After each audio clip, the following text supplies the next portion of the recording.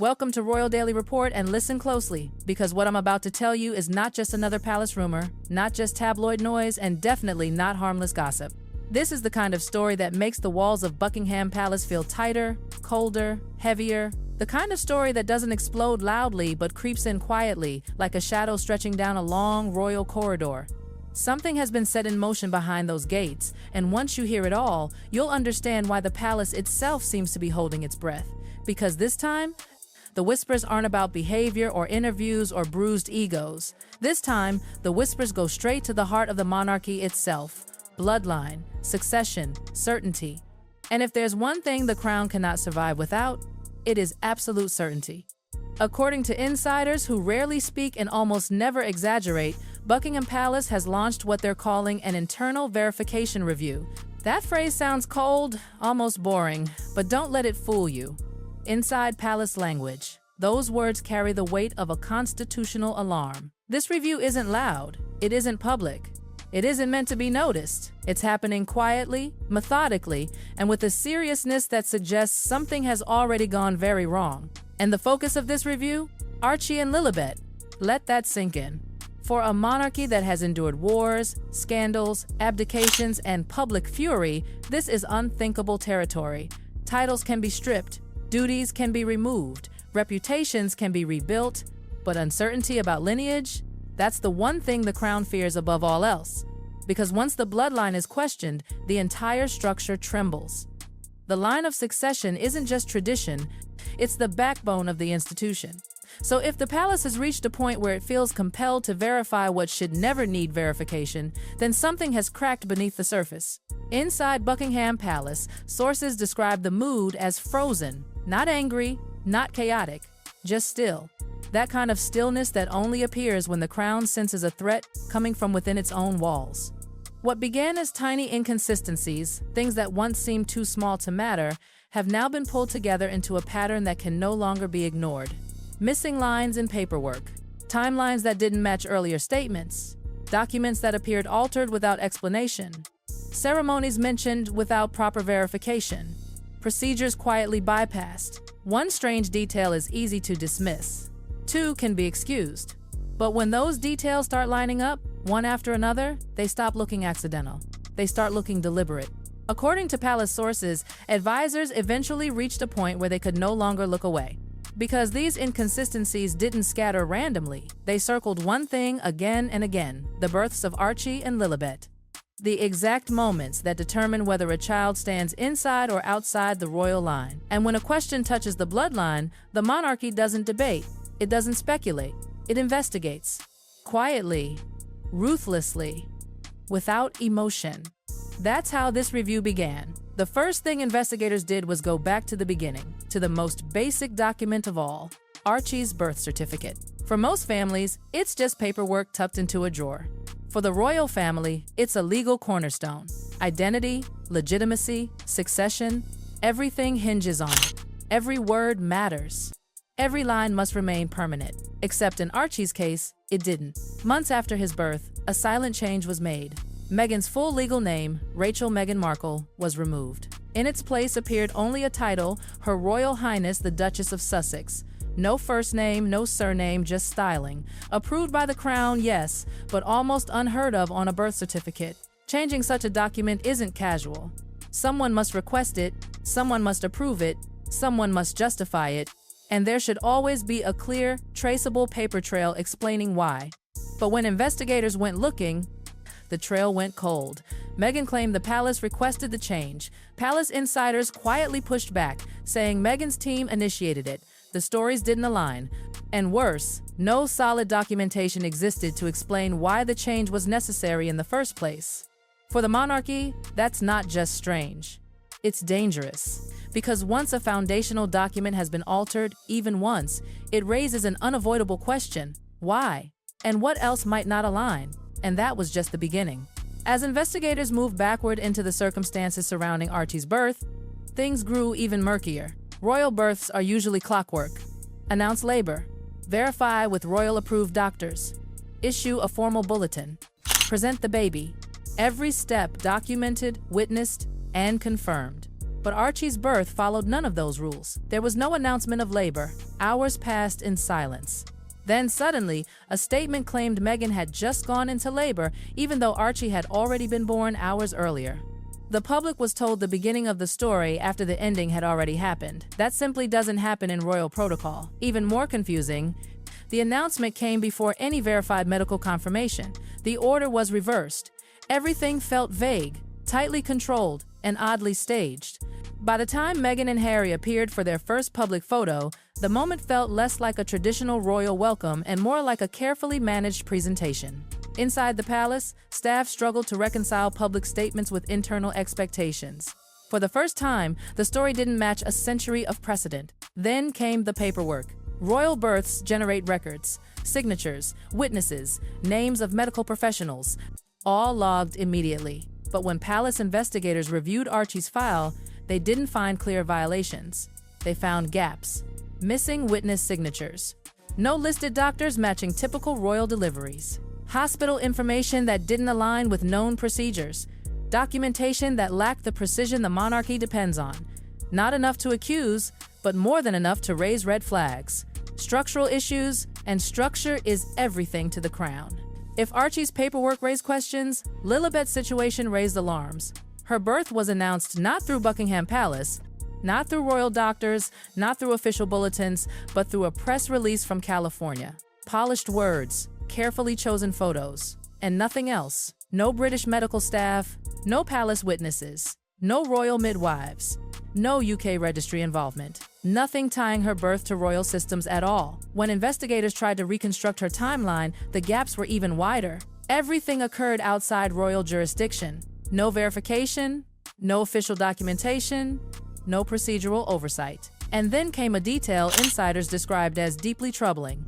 The doctor said to have delivered Lilibet reportedly closed her practice just weeks later. No public explanation, no royal record linking her to the birth. Alone, it might mean nothing. Added to everything else, it became impossible to ignore. The palace's concern turned cold. Because if a child's birth cannot be verified according to royal standards, then titles, status, and lineage all hang in uncertainty. And that uncertainty deepened when investigators quietly checked the Church of England's records regarding Lilibet's christening. Royal christenings are constitutional events, logged, witnessed, certified. Even private ones leave a trail. But there was nothing. No entry, no bishop's signature, no acknowledgement, no confirmation from the Archbishop's office. For any child, it would be odd. For a child with potential royal ties, it was a direct constitutional problem. Then came the photographs. Across public appearances, holiday cards, and documentary footage, the children didn't appear consistent. Even insiders privately wondered why children shown months apart didn't resemble one another as expected. No public accusations, just quiet notes added to the file. By now, the question wasn't whether something was off, it was how deep it went. At that point, Buckingham Palace escalated. A full internal team was assembled: advisors, archivists, constitutional lawyers, clerical liaisons. Their mission wasn't blame. It was reconstruction. Every announcement, every statement, every image, every claim, everything measured against royal standards. And the gaps kept growing. Missing signatures, contradictory accounts, medical inconsistencies, a foreign birth unverified, a christening with no record, documentation that didn't meet the crown's precision. Individually, none of it exploded. Together, it formed a constitutional puzzle the palace could not ignore.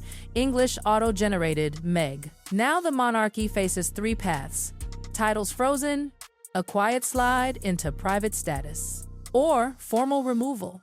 The last option, once unthinkable, now legally possible. And according to insiders, that is the one Meghan and Harry fear most, because public opinion can change. But a royal title, once removed, does not return. Inside the palace, there is no shouting, no drama, just silence. Because the crown follows one rule above all else. The line of succession must be unquestionable. And when the monarchy begins questioning its own bloodline, it isn't chasing gossip, it's preparing for a reckoning. And that is where everything stands right now. And as this quiet investigation stretches on, the tension doesn't just live inside palace offices anymore. it leaks. It hums in the background of every royal appearance, every carefully worded statement, every polite silence. Insiders say conversations stop when certain names are mentioned. Files are closed gently, like they might shatter if handled too roughly. This isn't chaos. This is calculation, the kind the monarchy has perfected over centuries. For Meghan, this situation cuts deeper than headlines ever could. Everything she has built in the public eye leans on one central truth she has repeated again and again, that she is the mother of royal children. That identity fuels documentaries, interviews, branding, sympathy, and narrative power. But when the palace starts quietly verifying what was once assumed, that entire foundation starts to feel shaky. Not because of what the public believes, but because of what the crown can prove.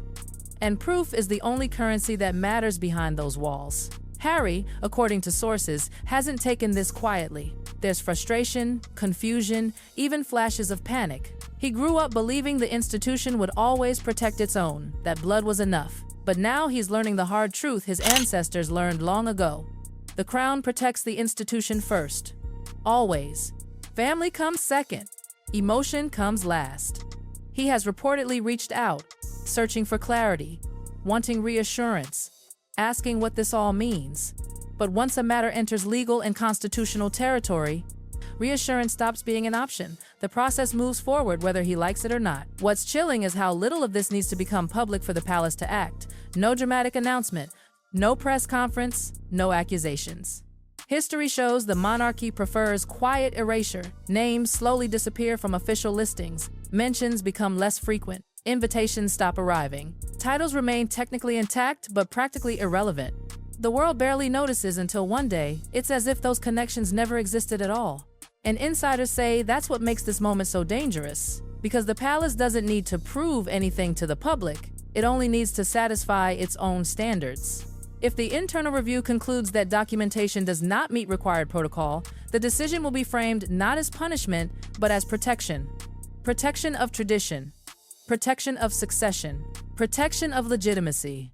Cold, clean, and final. What haunts palace staff most is not scandal, but precedent. If uncertainty is allowed to sit inside the bloodline without resolution, it weakens everything. Future generations, future reigns, future authority. The monarchy survives because it presents itself as unbroken, unquestionable, inevitable. Even a hairline crack threatens that illusion.